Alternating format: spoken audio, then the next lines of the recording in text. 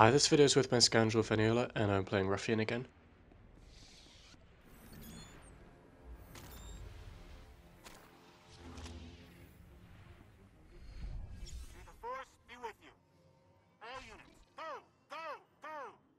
So here are my utilities. I pretty much play with the same utilities every match, no matter whether I'm Ruffian or Scrapper. When you're going on the speeder tier down to a match in Alderaan, you can tab target the other team and sometimes find their healer. I got lucky here because I wasn't even trying to target this guy. I had my utilities up, but found their healer, so just marked him before the match even started. Sometimes useful to get a look at the other team before the match starts. Here, if I'd been paying attention to the map, I would have noticed that no one had gone to grass, but was busy fighting, or starting the fight. It's just starting off by getting some dots on people, deciding who to go on, because I had a healer. Our teammates made really good progress on their Sork and he bubbled, so I switched over to this Sork who I thought was healing. It was kind of on my own here. It was pretty bad positioning actually. Just on my own out here, the two ranged DPS attacking me, and the Sork killer bubbled, so... Just looking where the best place to roll to was, and this was it. It line of sighted the sorcerer and the sniper in just one roll. So again, just setting up dots, deciding when to go back in. My positioning here again was pretty bad. I hadn't realised I was in line of sight of the sniper, so I was taking a lot of damage, so again just decided to roll away, heal up. Saw someone had gone to cap, so I went to CC the sniper so we couldn't interrupt, because they were fighting really far back on the other team. We only had 3 people here for some reason, and that was it, we got the turret. So that was some pretty passive play from me, like just running away and healing, but I would have died if I had stayed out there with 2 ranged DPS attacking me, and a healer keeping them alive. But here we decided to go in, some good focus on the Sork here, 2 of us attacking.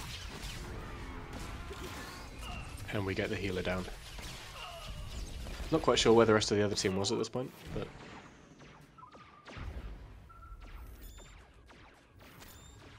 Decided not to chase the Sork, because we didn't have grass, we had snow instead. So decided to head over that way.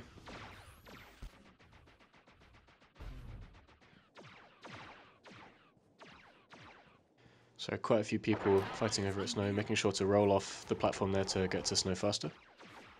And not attacking the sniper because he was CC'd. For some reason I thought I might be able to sap him, but obviously he was in combat because he'd been lifted rather than sapped.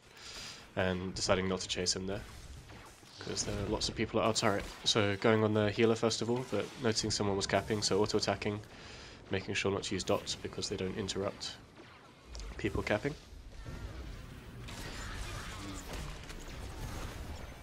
So here, instead of attacking the healer, I could have thrown out some heals towards our Sage, but to be honest it was actually fine, despite the fact there were 5 people there. Made some good progress on this mercenary. He was actually helping me out here by line of sighting the other healer on their team, the Sork, but that was a good knockback. Just using my surrender to break the slow and roll after him, but the mercenary was kiting well, so I decided to have a go at the Sork healer instead.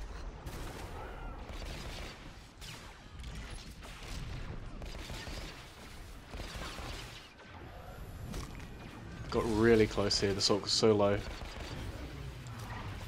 This is one of the places where Ruffian kind of struggles.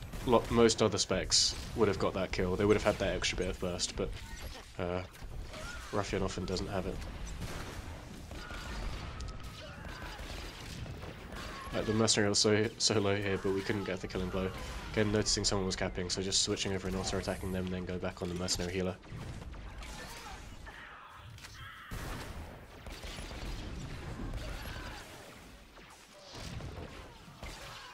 I noticed that my dots had run out. You'll often find in long fights with multiple healers that your dots do actually run out, and I've often found myself using brutal shots quite a lot, and then realising that I didn't actually have any dots on the person I was attacking because they'd fallen off, so it's worth keeping an eye on that.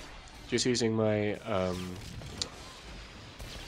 it's not leg shot, but the root on the Guardian Juggernaut there just to try and peel for my teammate. Noticed we were losing mid, so rolled over in that direction, but we got grass instead, so decided to go and help there. Snow was fine.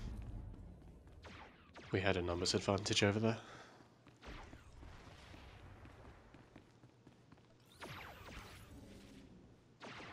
Just checking, see if the speed buff was there.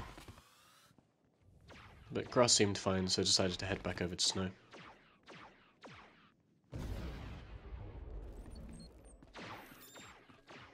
You run faster out of stealth, so whilst you're in the tunnel, there's not much need to be in stealth unless you're afraid of another stealth DPS attacking you.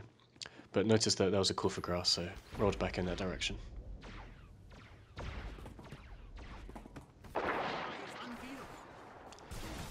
Really wanted to keep my Guardian alive, so I opened up with the stun. And then went over to throw out some heals for him, but he was actually a tank, so he was doing fine. So the aim of the game here was to attack the mercenary and avoid the scoundrel who was trying to attack me. Got him really low here, was trying to jump and use my thermal grenade, but he was just out of range, so decided to throw out the AoE and try and catch the operative on the other team. And the mercenary kind of bugged out here, I had no idea where he'd gone. I was guessing he was down there, and he was, just rubber banding all over the place. I thought I'd be able to kill him there with the second brutal shots, which is why I didn't go into the sanguinary shots first. But he managed to keep himself alive, so just chasing after him here, rolling, using my blaster whip for the speed boost to keep up with him, and then CCing him as soon as the immunity to stuns ended. His white bar. Unfortunately I had 2 seconds left on my root breaker, otherwise I would have been able to keep up with him there, but caught up in the end. I wasn't bothered about interrupting his damage there, he was a healer, he wasn't going to kill me. And again, not CC breaking, there was no need to. Had some people here backing me up, we would easily get this kill. So he actually managed to survive quite a long time. But we got him down eventually. If you're wondering what's going on in chat, there's a bit of a running joke in the guild that I like to node guard with my sentinel, which might sound odd, but I quite enjoy having 1v1s at grass and snow with assassins and stuff and winning with a sentinel, so that's what we were talking about in chat. So here I should have thrown out some heals for the gunslinger on our team. He went down to 29 HP, was running for that med pack. You can see his name there, it's like Romuald Reich, but he was chased and killed. I could have saved him there, 100%, but I was too interested in doing damage. The off-healing in this spec, as I mentioned in probably most of my Ruffian videos, is very good. At the moment I'm critting for about 5.5k with my the heal you get instant when you roll. And there's some good sustained DPS from the healing probes. I'm forgetting the names of all the abilities here, but I'll put them up on the screen.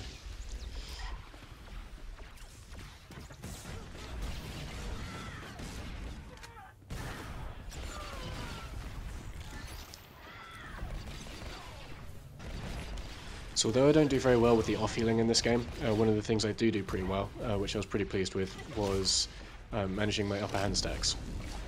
So when you're playing Ruffian, your damage comes from brutal shots, and to use brutal shots you need an upper hand, so you want to have as many upper hands as possible.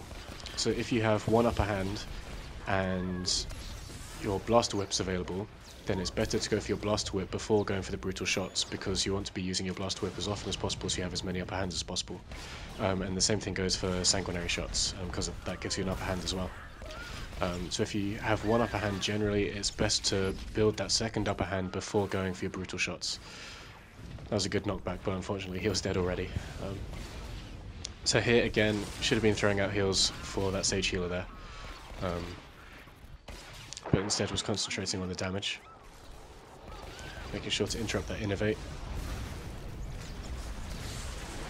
Taking a bit of damage, but just med-packed, had my dodge for the Master Strike, or Ravage. I didn't actually mean to roll that way, I kind of wanted to drop down behind the ledge there, but it worked out fine because the Juggernaut didn't chase me. If you drop down behind the ledge, then the Juggernaut can't leap after you, whereas if you roll off the edge of the ledge and like propel yourself quite far, then he can leap after you. So survivability wise, it's actually better to be closer and behind that ledge so you can't get leapt to. Again, here I should have been throwing out heals for that Sage instead of trying to kill the Sork. Luckily he had bubble.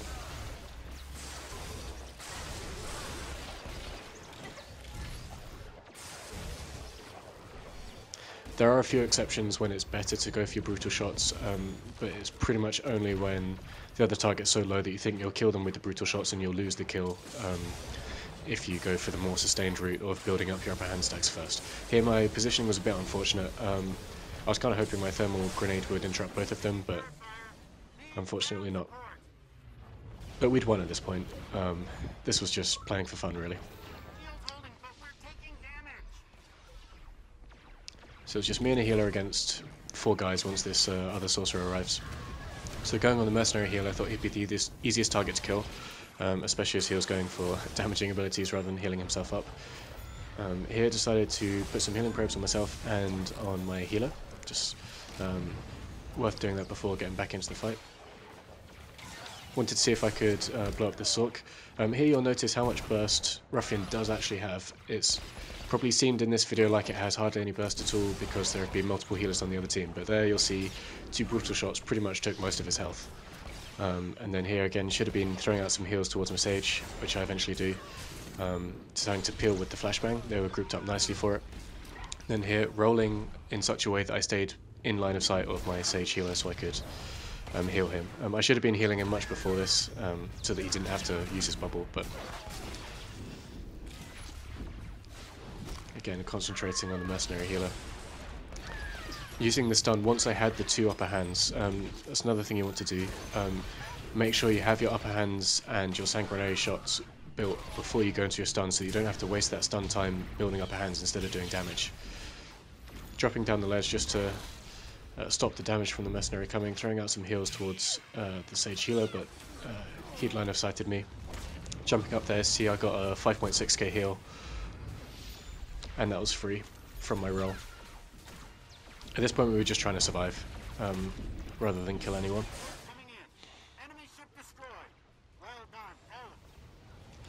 Sage healer eventually goes down, but that's the end of the game. So a fairly comfortable victory. I got some decent damage there, but my healing could have been a lot better, as I mentioned. But the positive you can take from this is look at how I use my upper hands in that when I build upper hands and when I go for the brutal shots. But healing wise, you can be healing a lot more than this. I could have got at least 5, maybe 600k instead of 300k. But anyway, I hope you enjoyed this video. If you found it useful and you liked it, give it a thumbs up. And subscribe if you want to get notifications whenever I upload a new video. And as always, thanks for watching.